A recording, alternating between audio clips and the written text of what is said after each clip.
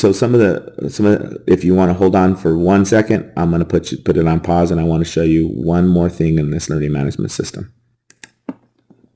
Okay, so welcome back. So what I'm going to be showing you today, right now, is a great scenario simulation that has been built by the Jones and Bartlett learning management system that provides the student with the opportunity to be immersed in a actual EMT emergency, an emergency call for service. In this case, it is an allergic reaction. So the student is placed in a situation where they're going to experience being called out for an emergency, dispatch, an emergency, and dispatch to a 911, what's your emergency? My tongue is swollen, I can't breathe. Okay, I'm going to transfer you over to a line of health EMS. They're going to help you until an ambulance arrives. Okay. Ambulance. Hi, I can't breathe and my tongue is swollen. Okay. Alright, we have an ambulance on the way. Can you confirm your address for me? Okay, so as you can see, it gives the student an opportunity to respond to and be dispatched to an emergency scene. One of the things that is also really cool that I like to showcase here, there's so many things that are cool here, because it gives you it takes you through the entire call. It gives you a picture of someone who's actually having trouble breathing, and showing them, putting them in a safe environment where they can go through and take the time to really assess their patient, but actually visualizing what we're learning and seeing. Another thing here is an interactive way to do patient assessment. So one of the key things when we do patient assessment, we do from the head to the toe. We start from the pupils, we listen to lung sounds, we do blood pressure, listen to their pulse. Well, in this learning management system, they've created a scenario or a simulation where the student is going to have to... Patients' pupils can provide crucial clues to their condition. Assess patients' pupils by shining a pen light into each eye and observe constriction of the pupil. Slowly move the light medially until it is shining in the patient's right pupil. The pupil should constrict in response to the light. Slowly move the light back to the right side of the patient's face. Then, shine the light at the left side of the patient's face, and move it medially until the light is shining into the patient's left pupil. Slowly move the light back to the left side of the patient's face. The acronym PEARL serves as a useful guide. Okay, so as you can see, it gives the student an opportunity to now actually do the process and assess. So here I am, I'm moving the pen light over, and the pupillary response is that when the light goes over the eyes, the pupil does constrict, saying that there is good neurological functions. It tells you here to do both eyes, and it really just provides a student an opportunity to practice everything that they're learning in the classroom. And depending on the scenario, if this was a head injury or if this was a narcotic overdose, the pupillary responses would be different, or the size of the pupils would be different, which are indications to how we're going to treat these types of patients. So built inside the simulation, in the computer simulation, is a patient that has the appropriate signs and symptoms that you would find based on whatever their chief complaint was. In this case, it's allergic reaction, so the pupils isn't going to be affected as much as the blood pressure would be. So here again, the same thing as you work through this scenario. As you work through this process, you can continue the simulation.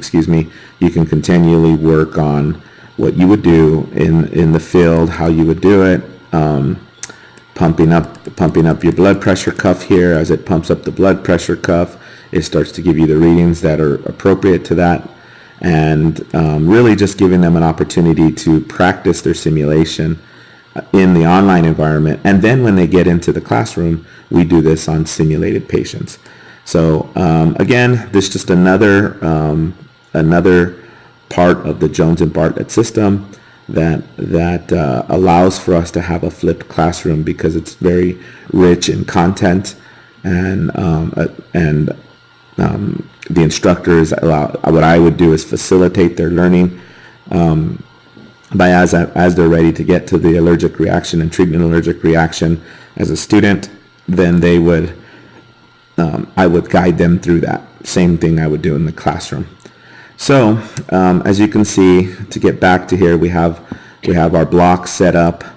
Our blocks are set up in such a way that you want to read what's expected of you first, click and log on to the system, the Jones and Bartlett system that I just reviewed with you. Go through the lectures, read the chapters, the things that you need to do. As you come back, you meet into each one of the systems. So chapter 1 is EMS system. Within the EMS system, it has, I've provided history of EMS, licensure level, stuff that is important within that chapter that is not covered in that chapter and will be required and tested in the classroom. So each block is laid out the same way. As you work your way down here, you see that everything that is needed to enhance the learning of the student is placed into the block that correlates with the chapter that they're going to be reading, and with the skills that they're going to be tested on and the scenarios they'll be placed in. So there is a discussion board. I'm on the fence on whether to leave the discussion board into that, because yes, it's an online course, 50% hybrid online course. What's happened is we've reduced meeting twice a week for 5.5 hours in a traditional EMT class to once a week, because the lectures are already been delivered via this learning management system, and then enhanced by UNM's Blackboard.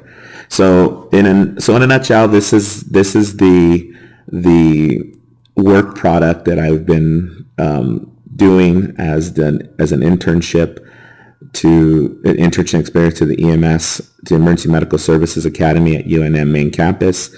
Our goal is to flip the classroom, to look at the success of this. This is not just our goal at UNM main campus. It's a goal for all two-year universities in the state of New Mexico that are currently working on a SunPath grant that gives us an opportunity to meet as professionals and institutions and look at how we can best deliver education and training to such a rural state, and meeting the needs of the medical needs for the state of New Mexico, which is a lot of what I've learned in the oils program, doing the global workforce course, looking at the physician assistant program in Ghana. How do we best reach that? I've learned a lot through that course. Utilizing virtual worlds and technology, similar to what I just showed you in Jones and Bartlett.